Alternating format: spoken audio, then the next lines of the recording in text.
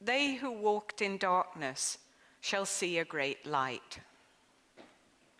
As fate would have it, Alfred Nobel died on December 10th.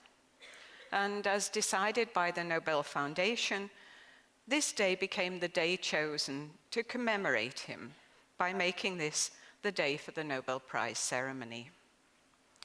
But as all of you are aware, this is the darkest time in Sweden. The sun barely rises over the horizon. As we go to work, as we come home from work, we're surrounded by darkness. A darkness that lies heavily over us through which we cannot see. We truly walk in darkness. But perhaps we can see the choice of this dark time for the Nobel ceremonies also as a reminder that the darkness may not be total. They who walked in darkness shall see a great light, as the prophet Isaiah said. Through the existence of our human species, we have walked in darkness, in the sense that we have been surrounded in time and space by an incomprehensible nature, where events have unfolded among us. Things have happened that we tended to call acts of destiny or unforeseeable nature, perhaps divine intervention. These events may have been lamentable disasters. The dark whims of nature seem to overpower us wherever we walked. However, the slow but persistent growth of science has fundamentally changed this. In no way have we become masters of nature, certainly not. But we no longer consider nature to be the mysterious darkness that it once was. Our fundamental belief has become that every event around us is comprehensible in terms of physics or chemistry, even though we may, at the moment, not understand this. Thus, I firmly believe that science has spread a great light in the darkness. The scientists, the Nobel laureates whom we have the opportunity to listen to today, are amongst those who have been the first to see this illumination, this enlightenment, because such is the nature of science that as we work with a problem, we may feel that we are walking in a darkness of incomprehension, realizing that there must be something that can make sense of this complexness, but we fail to see it at the moment.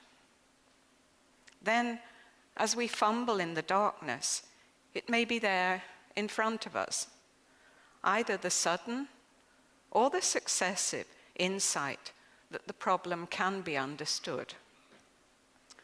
These are the great moments in every scientist's life when he realizes that he can suddenly see something that nobody before him has seen.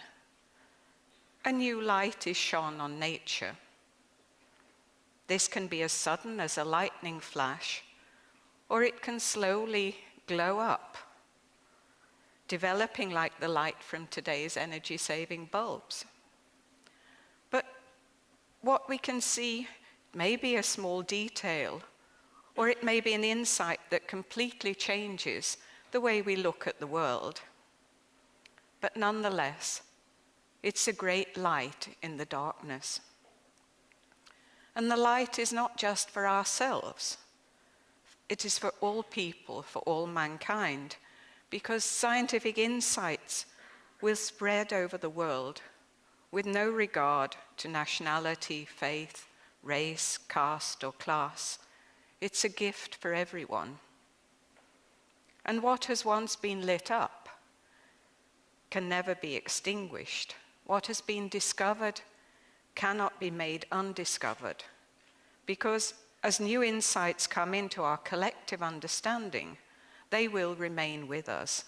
They can be improved, refined, developed, and importantly, they can and will become the foundations for new insights, new enlightenment in time to come.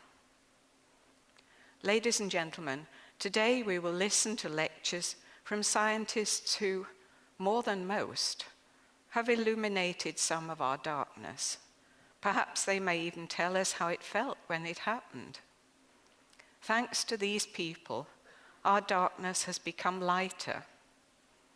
But we all know, despite the success of scientific endeavor, that darkness, and not only dark matter, is still with us.